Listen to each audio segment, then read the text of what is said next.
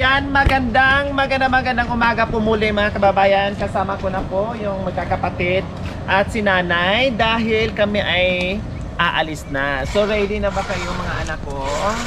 Ready na tayo sa bagong pag-asa. No, bagong pag-asa. Si nanay, okay? Walang pag-alinlangan ang pag-aalis natin ngayon? Wala. Hindi iniisip si mister? Hindi. Sure ka? Oo. Oh, sure si nanay. So walang iniisip. Ayan po mga kababayan.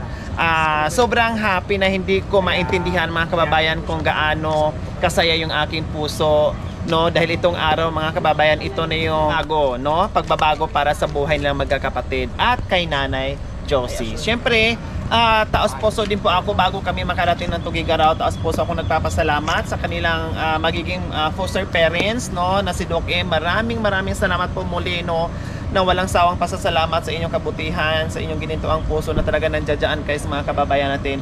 Maraming salamat po. Nawa ay pagpalain pa po kayo ng Panginoong Diyos sa araw-araw, no, ang buong pamilya sa inyong ginawa ditong pagbigay ng bagong pag-asa sa mga bata na halos nawala na pag-asa sa buhay, pero nandiyan po kayo para ibangon yung pag-asa at ibigay sa kanila yung pagkakataon. Maraming salamat po sa inyo, Doc M.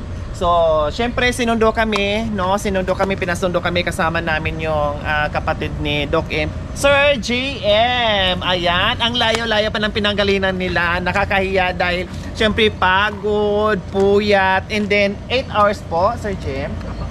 8 hours ang biniyahin nila. Ayan po, no, talagang sobra ang pagmamahal nila sa pamilyang ito, no. All out support din si Sir GM, no, at masaya din siya na itong mga bata na kinuha ng kanyang kapatid. Kaya maraming salamat Sir GM, no. At kasama din namin syempre si Sir Joseph. Hi Sir Joseph, thank you. Welcome dito sa San Manuel, Pangasinan. Ayan. So ayan mga kababayan, ito po yung inaantay sa lahat ng nag-aantay. Ito na po, hudyat na po para pupunta na kami sa Tugigaraw. Kaya abangan nyo po mga kababayan, marami pang kasunod.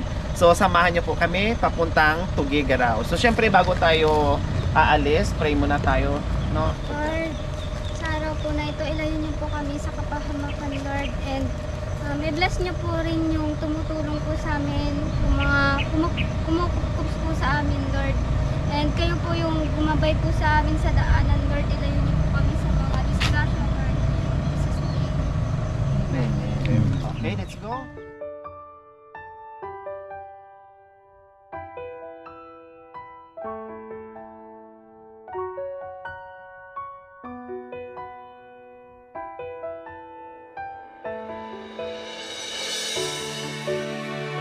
Mga dapat i-happy ka din.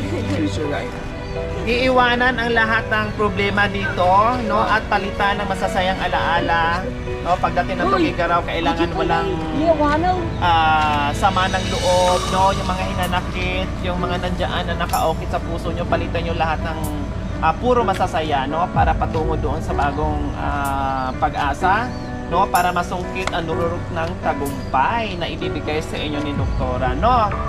O, sige, iyak kayo. Lahat, ibuhos yung iyak nyo yan para matanggal at mawala, no? Ibaon nyo dito sa limot yung mga hinanakit na yan, no? Para pagdating doon, magiging okay ang lahat. Okay, let go muna yung mga problema lahat, ha? Kailangan, pagsakay natin ng sasakyan, wala na yung mga problema na yan, and then, habang tayo nagtatravel, mag-start na kayo ng bagong buhay, ha?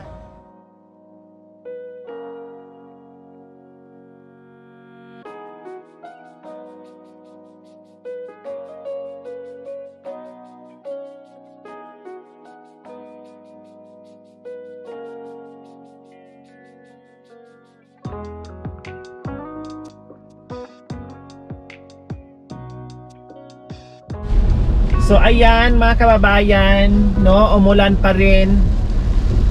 Wala pa rin tila yung ulan mga kababayan, kaya Diyos ko, tuloy-tuloy at tuloy-tuloy din yung ating paghatid sa kanila, no. Nandito na tayo ngayon. Ayan po sa unahan mga kababayan, sila po yan, yung Montero na black.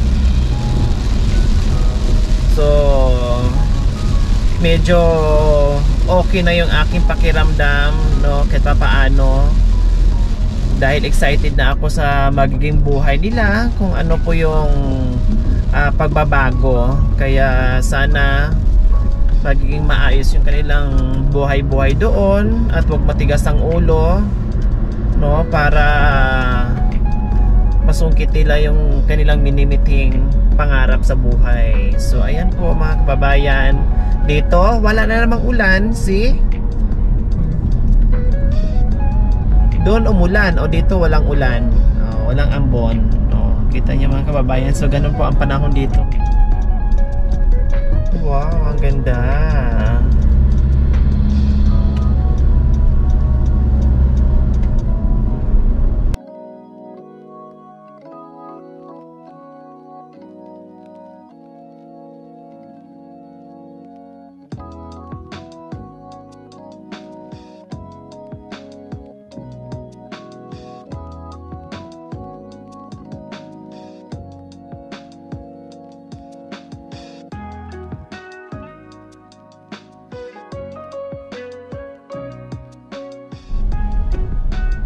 Ayan po mga kababayan, nakapasok na rin po tayo sa probinsya ng Nueva Vizcaya. So ayan po, welcome ang buong team sa probinsya ng Nueva Vizcaya. So umuulan pa rin po dito mga kababayan. Akala namin doon lang, pero hanggang dito pa rin po ang ulan.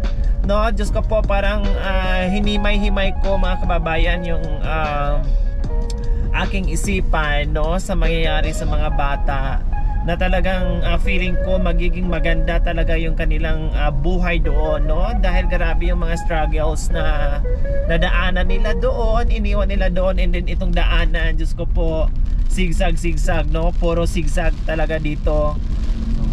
Talagang ito yung daan na kahit mahirap pero kailangan mong lakbayin, kailangan mong tapusin, no, hanggang dulo para maabot mo yung bayan na gusto mong marating.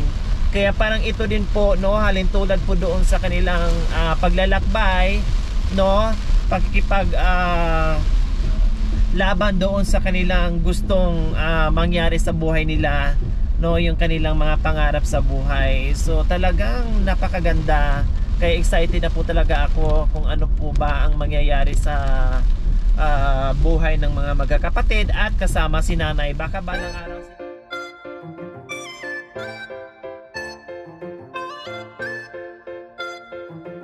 sa bilad I will be done. So ayan po, nandito na kami sa probinsya ng Isabela.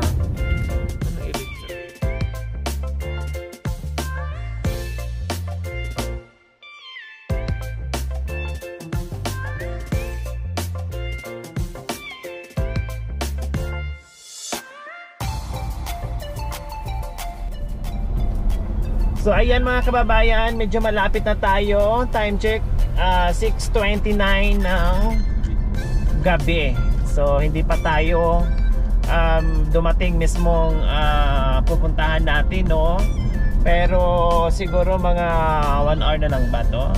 Mga 1 hour na lang po mga kababayan, makarating na rin sa lugar kung saan, no, doon kay Doc M. So kunting tiis kahit medyo masakit yung mga kasukasuhan, mga kabuto-butuhan, no, pero mas nananaig yung saya, yung excitement na makita ko rin si Doc at yung mga bata na mahatid namin dito sa Tuguegarao. So kahit anong layo yan, kahit anong pagod, no, baliwala yan, hindi namin iniinda yan, no, dahil nangingibabaw yung saya ng aming mga puso na maihatid na namin yung mga bata. At syempre kaya ako ay sumama para makita ko at ma-meet ko in person yung magiging foster parents nila, syempre dahil napakabusiglak ng kanyang puso at talagang gusto ko talaga makita siya personally. So abangan nyo mga kababayan, kunting kimbot na lang dahil nandito na tayo sa kasulok-sulukan ng mundo. Diyos ko po, nasaan na kami, hindi ko na alam, no. Hahanapin ko dito si Basilio dahil nawawala. Hindi ko alam kung saan ko siya hahanapin. Diyos ko po, napakaganda ng lugar, nag-i-enjoy ako, no. Talagang yung tanawin napakaganda. Para akong inikot ko yung buong Kabagyuhan, yung Baguio, no? Kasi ganito din po yung papuntang Baguio eh. Puro green. Diyos ko, ang ganda-ganda ng paligid. So okay mga kababayan, abang yun po dahil malapit na, no? Malapit na talaga.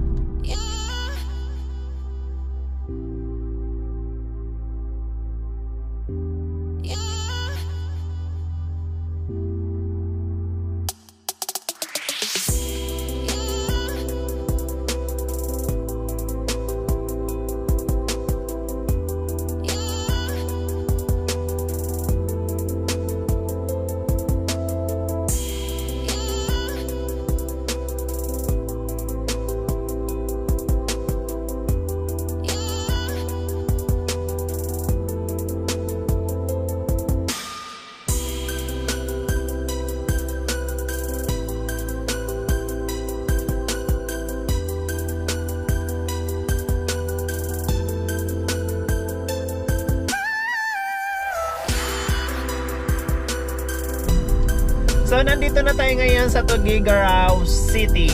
Ayan. Narating din po namin. Naligtas kaming lahat. Thanks God. Hallelujah. Ayan. Diretso kami ngayon sa transit ni Doc, no? Dahil for a while doon muna yung mga bata habang ginagawa pa yung apartment nila dahil hindi pa po tapos. And then yung bahay din po ni Doc under renovation din po. So for a while doon muna kami sa transient, no? So abangan niyo po mga kababayan. Kami hindi namin alam kung magpapahinga muna kami ng ilang oras, no, or dito kami mag sleepover. Basta bahala na kung ano ang mangyayari mamaya. Dahil straight yung ating driver, walang pahinga, no? Almost 9 hours yung aming biyahe, no? Yung sa kabila kasi meron silang palitan. Dito kasi isa lang ang driver dahil yung isang driver ko hindi available kaya napasubo yung aking hubby. So okay lang, kakayanin natin.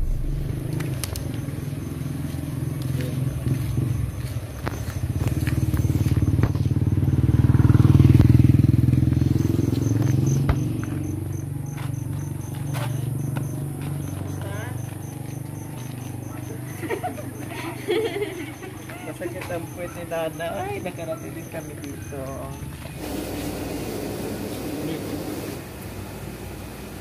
Napasubit tayo maya agad.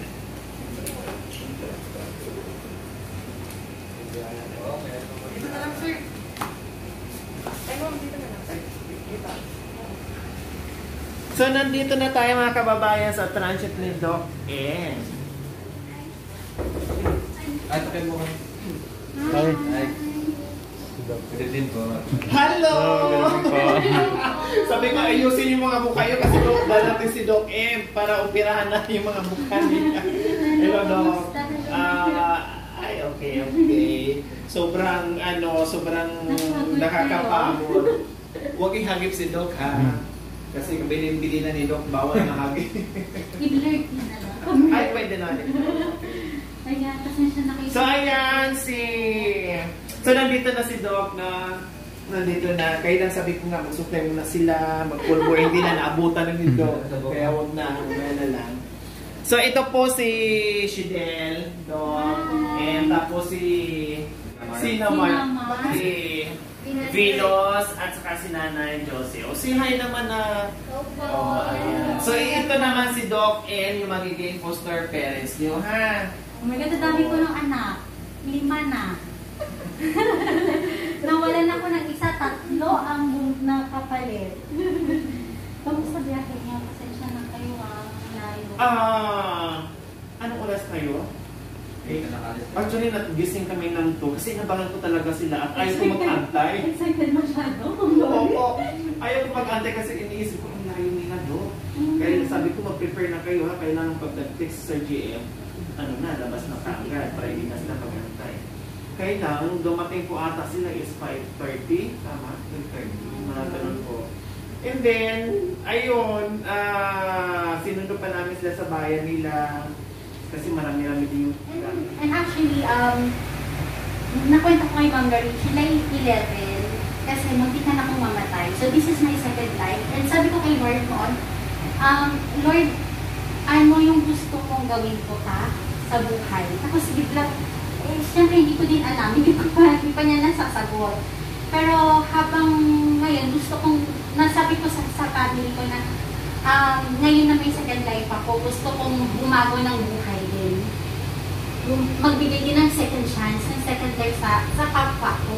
So I was planning next year sana, yung mga scholar, magpapa-scholar sana ako. Next year yung plan ko, kaso nga lang napanood ko kayo. So sabi ko, bakit ko pa ipapa-next year? Kung meron pa naman akong, kung kaya ko naman ngayon na, bakit ko pa ipapa-next year? So parang kayo maging first scholar ko. Oh, di ba? Ang swerte mo. And at the same time, kasi yung grandparents ko po kasi is ganito din sila. Nag-cook din sila, nagpa-aral din sila. So, madami po sa mga napaaral nila is successful na din sila ngayon. Wow. So, yung grandmother ko actually gusto na pumunta dito. Kaso nga lang senior citizen siya. Umiiyak siya kasi sabi niya na parang nagaya ka na din sa amin na yung naging dati na ginagawa nila. Na-adapt niyo po yung Na-adapt ko. Kasi sa kanila ko lumaki, ma'am. Sa kanila ko lumaki. Yun. At-plan ko kasi next year pa sana. Kasi mabuboards pa ako. Ganyan. So, Pero syempre tanongin ko na rin, nandito na ako, libre naman magtanong. Bakit napunta kayo sa channel ko, Doc M? mahilig po akong manood ng ganon, yung mga tumutulong. And then, napanood ko si Badyaw Girl.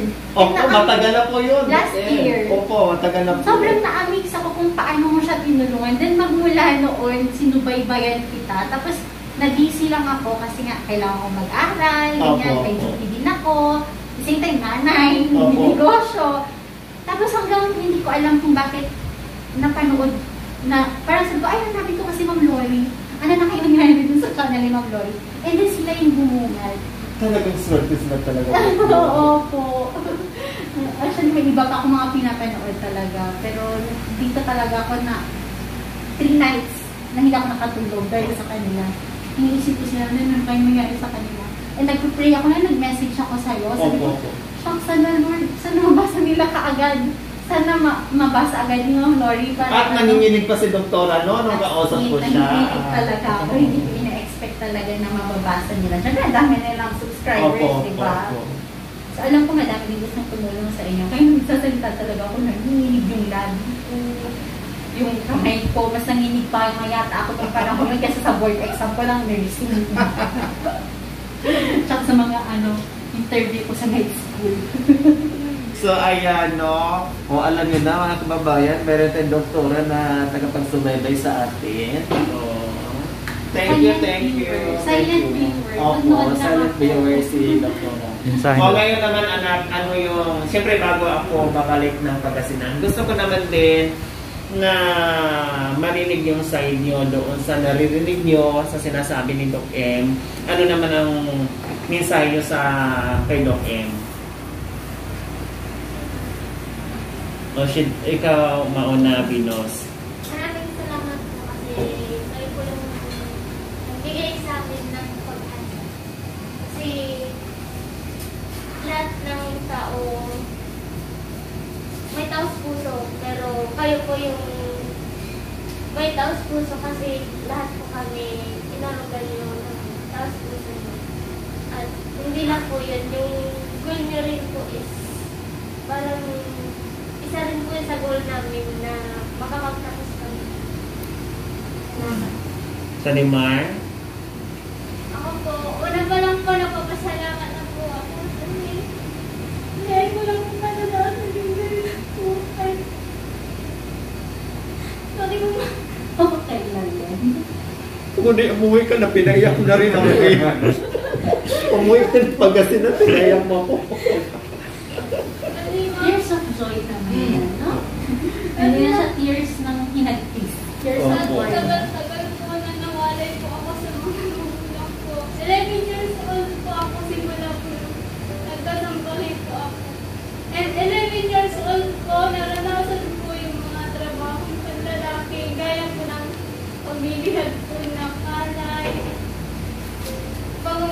po ng mais. Pagbubuhat po ng kalahating kabal na palay. Siya po yung karanasan ko. Para lang po mapag-aral ko yung sarili ko. Mapakain ko yung sarili ko. Kasi ma'am, tinatanong ko po si tatay kung kaya niya po akong pag-aralin ng ma'am. Ang tanong niya, ang sabi niya po, sabi niya, hindi niya daw kaya kami pag-aralin kasi sabay-sabay daw po ma'am. Tuwing hihingi po ako ng baon po ma'am. Magsasalitaan pa po ako ng masama. Wisit na po ako ma'am eh.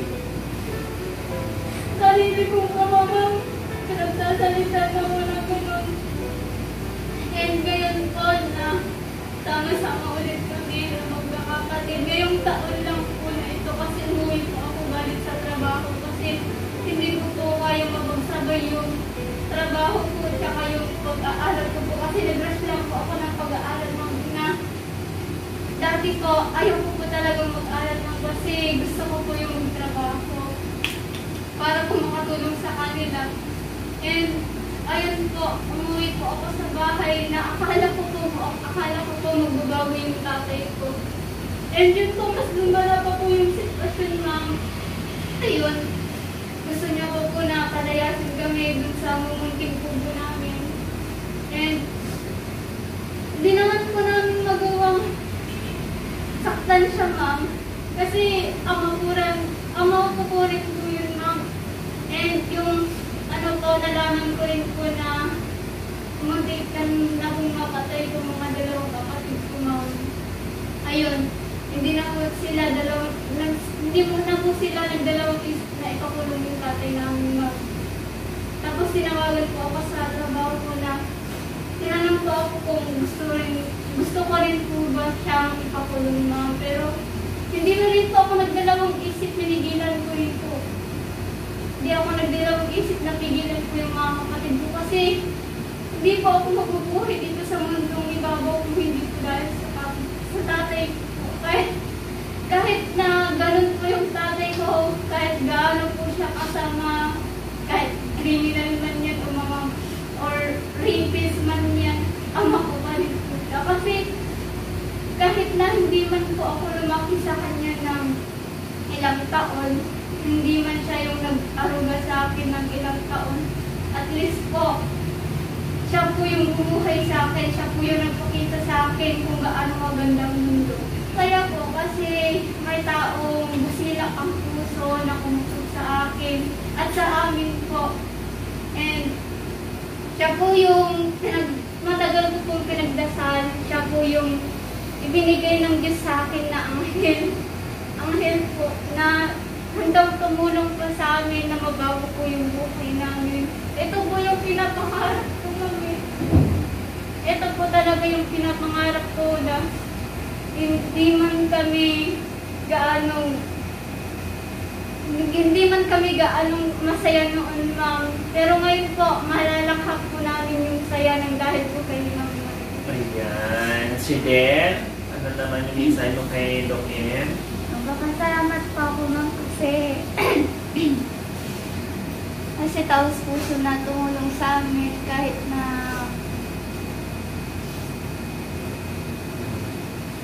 na ganito yung buhay namin. Na-appreciate niya po na binigyan ni Lord ng pagkakataon na mabuhay kasi madami pa siyang matutulungan na gaya po namin. Ma'am, nagpapasalamat po ako kasi ngayon ko lang po naramdaman na ganitong sitwasyon na maging buo po kami ulit. Kasi gaya po ng sinabi ng ate ko, 11 years old po nawali po ako kasi takot na takot po ako. 7 years old pa lang po ako. Muntik na po ako. Yan po yung pinakamasakit na yan sa buhay ko. Yan po yung hindi ko makakalimutan sa buhay ko. Lahat po naranasan ko, lahat ng paglinis ng baboy kahit na iban po ako sa drum. Para lang makakain po ng 3 beses po. Kahit gaano kabigat na hindi ko po nakasama yung pamilya ko, dinis ko po yun. Dahil po kay papa ko, hindi ko mapigilan na mag-alas po sa kanya kasi ang dami niya po katraso sa akin. Nagpapasalamat po ako nun kasi taos puso ko itong nagbigay ng ligaya sa akin. Kasi ngayon ko lang po naranasan sa buong buhay ko na maging masaya ulit. Maging masigla ulit, ma'am. Kahit na ngayon ko lang po kami magkakasama. Gusto ko pong magpasalamat sa inyo kasi siyempre kayo pinapangarap ko eh. Kaya beses ko po sinubukan na buhay kayo para sa lahat. Hindi ko makagawa kundi hindi po dahil sa inyo.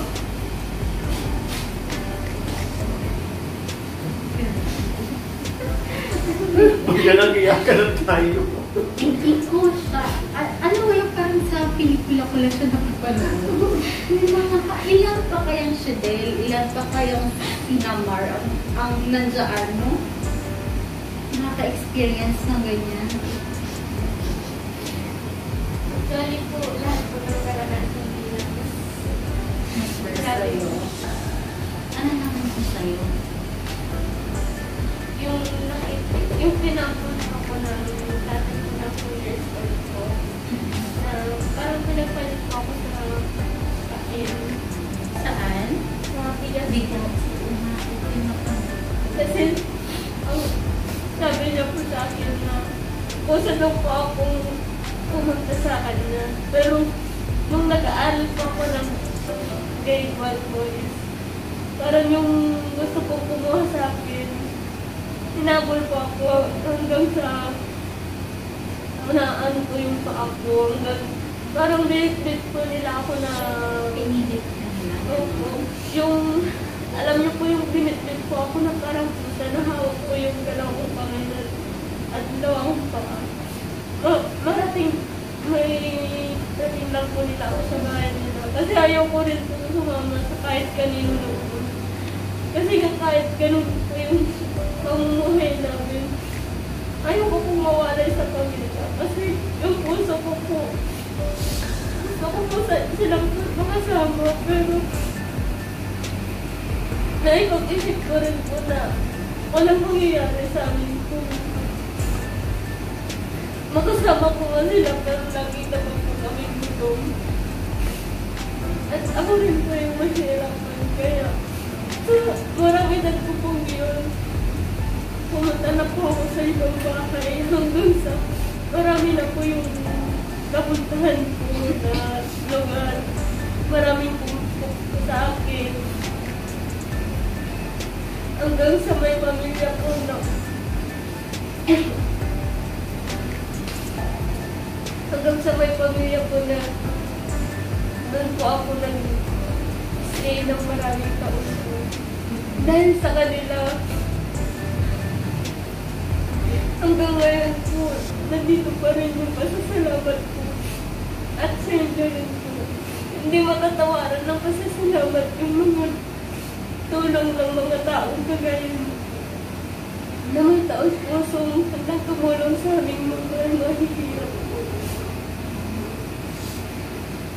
So ayan, nanay, nakita mo yung mga anak mo, nag-rely kay Doc. Siyempre, sabi ko nga po kanina mga kababayan, bago kami lumisan ng Pangasinan na hindi na kami iiyak, no?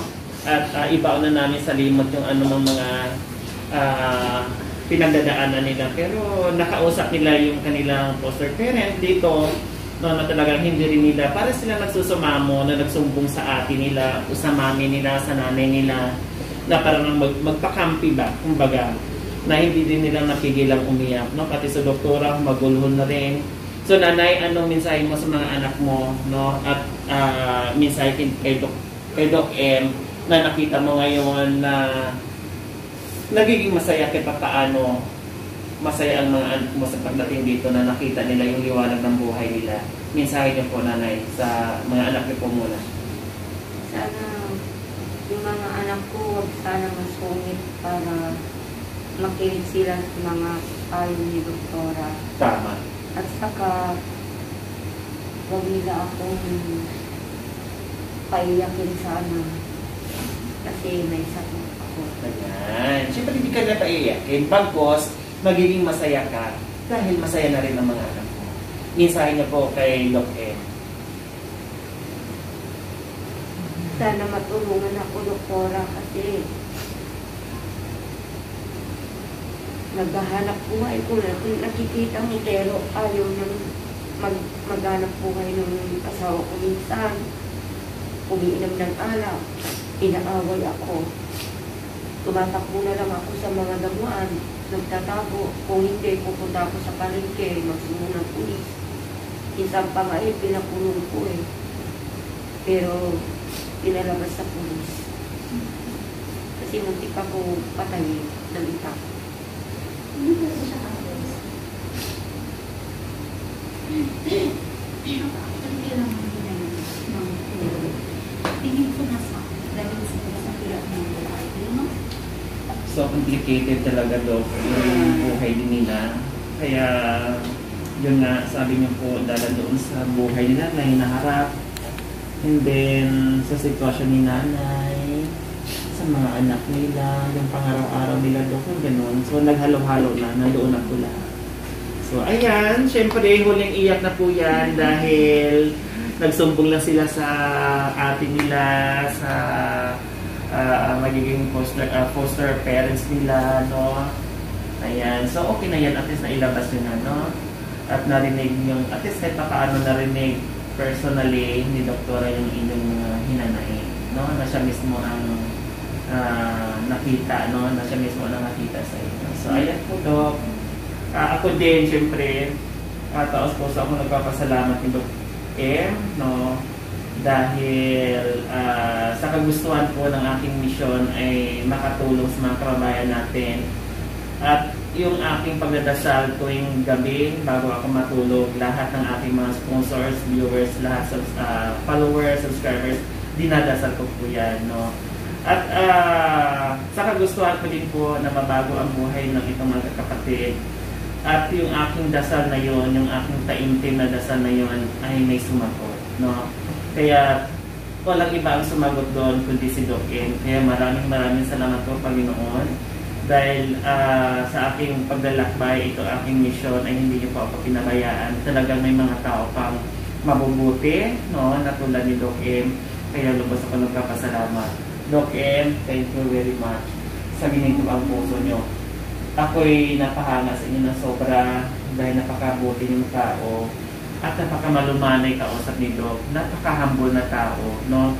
Ito yung tao talagang punong-puno ng pagmamahal na nakaukit sa puso niya, no, na hindi mawawala. Talagang nandiyan na nakaukit sa puso niya yun. So thank you, nawa ipagpalay ka po ng Panginoong Diyos, Doc M, at bigyan ka pa ng kalakasan ng pangangatawan sa araw-araw. At nasabi niyo nga po sa akin na second life na po ito, hahaba pa at hahaba pa, no? Dahil alam ko may purpose pa si God. Ito po yung kung bakit ka binigyan ni God ng second life, dahil ito yung ipapagawa niya sa iyo. Maraming salamat po. Pero hindi pa ako nagtatapos dito sa aking pasasalamat. Siyempre, walang sawang pasasalamat pa din dahil alam ko ang haba-haba pa ng lakbay nitong mga bata doon sa bago niya masungkit yung rurok ng tagumpay, no? Ang haba-haba pa. Araw-araw akong magpapasalamat at syempre kasama si Doc sa ating panalangin araw-araw. Thank you so much, Dr. Pasalamat kayo pag natatapos ko ng sila. Ngayon pa lang, Doc, napakalaki ng pasasalamat, no?